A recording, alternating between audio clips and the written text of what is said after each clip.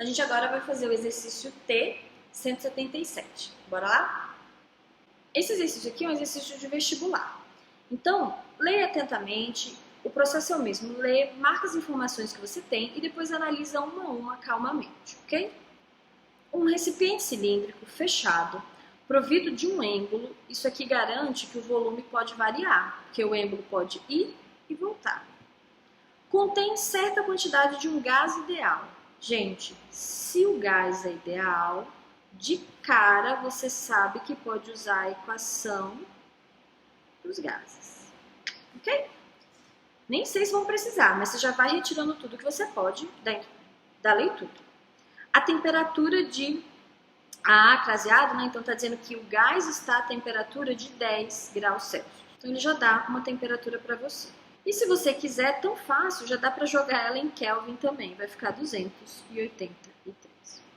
O gás ocupa um volume V0.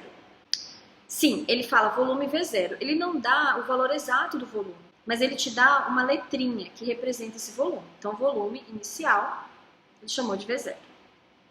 E sua pressão, P. Então, ele também falou a pressão. P.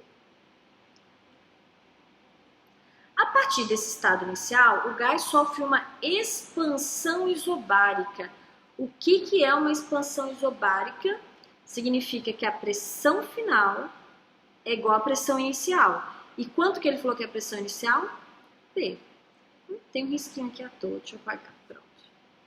Tá? Continuemos. Sofre uma expansão isobárica até atingir a temperatura final de 20 graus Celsius. Então ele já dá a temperatura final e só por diversão já dá até para colocar ela em Kelvin. Beleza? É só somar 273. A respeito dessa transformação descrita acima, é correto afirmar que...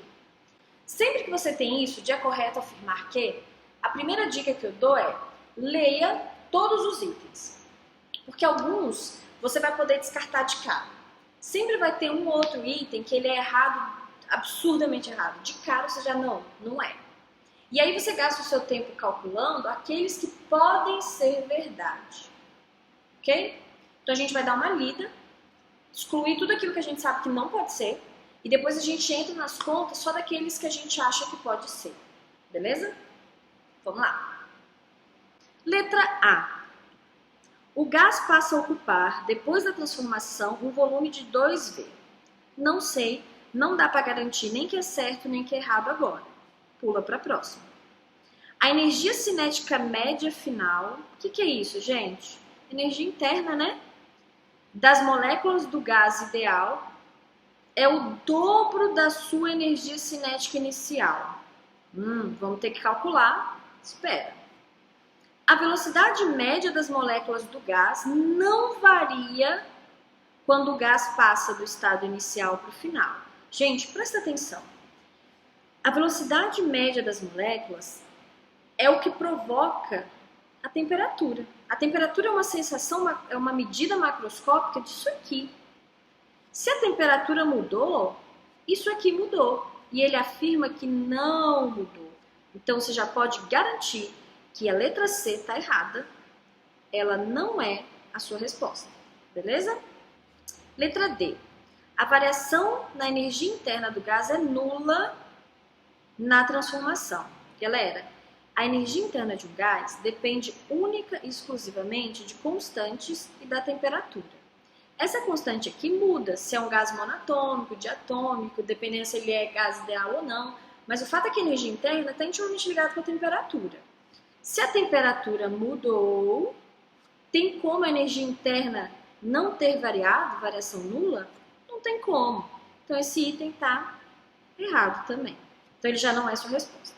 E aí por fim ele fala, o calor absorvido pelo gás durante a transformação é maior que o trabalho realizado por ele. Aí presta atenção nessa questão.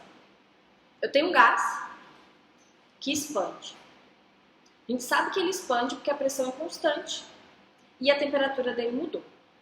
E ele está numa expansão, né? Ele fala expansão isobárica. Então, se o gás expande, houve trabalho, né? O gás gastou energia para exercer trabalho e empurrar o meio, empurrar o que estava por fora dele. É como se você estivesse dentro de um balão e você quisesse sair, você tem que fazer força para sair. Então o gás gastou energia para abrir. Bom, se eu gastei energia para abrir, de onde eu tirei esse trabalho? Do calor que eu recebi. Então eu recebi uma quantidade de energia, eu olhei para ele, olhei para esse calor e falei, vou pegar esse pedaço aqui e vou gastar para expandir. Só que eu aqueci, eu estava numa temperatura de 10 e fui para 20. De onde eu tirei energia para aquecer? Desse calor que chegou. Então o calor que chegou, um pedaço virou trabalho, um pedaço virou calor. Então, o calor que chegou, um pedaço virou trabalho e um pedaço virou variação de energia interna, virou aquecimento. Então significa que o trabalho, ele é menor, essa energia é menor do que o calor recebido. Concordam comigo? Então o que vai acontecer? Eu garanto para vocês que o calor que eu recebi é maior do que o trabalho que eu fiz, porque teve uma sobra para aquecer. Então esse item está correto e é a sua resposta final. Se sobrar tempo na sua prova, você está fazendo a prova lá, se sobrar tempo, você volta, calcula esses dois só para garantir. Mas numa prova de vestibular, você já percebe que esse cara é certo e vai embora. Mas vamos calcular a letra A e B só para eu te provar que elas estão erradas, ok? Bora lá.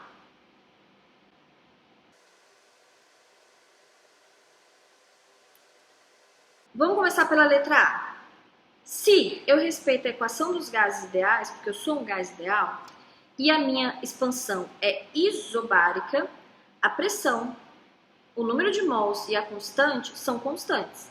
Então eu posso colocar tudo isso de um lado e colocar o volume e a temperatura do outro. Como é que vai ficar essa equação? PNR é igual a V sobre T. Tudo bem? Para a situação inicial, eu vou ter P sobre NR é igual a V0 sobre T0. Para a situação final, eu vou ter P sobre NR é igual a V final, T final. Posso igualar isso com isso?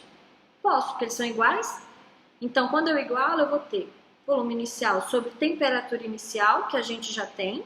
Vale quanto? Vale 283 Kelvin. Aqui eu não posso entrar com Celsius. Vai ser igual a V final, dividido por 293 Kelvins. Pergunta é, V final vai ser 293 dividido por 283, V inicial. V final vai ser igual a 1,03 V inicial. Eu te pergunto, volume final é o dobro do volume inicial? Não, né? Então a letra A realmente está errada. A gente já tinha visto que essas duas estavam. Vale a pena agora pensar na letra B. A letra B, você nem precisa fazer conta em si para perceber que ela está errada. Agora vamos olhar para a letra B. A letra B ele fala assim, que a energia cinética média final das moléculas é o dobro da energia cinética média inicial. Ele está dizendo que a energia interna final é o dobro da inicial. Se a energia interna depende só da temperatura, para a energia interna dobrar, a temperatura teria que dobrar. Em kelvins, de 283 para 293 não dobrou. Então esse item também está errado. E aí a gente finaliza tendo a certeza que a resposta é a letra E de escola. Beleza? Até o próximo exercício.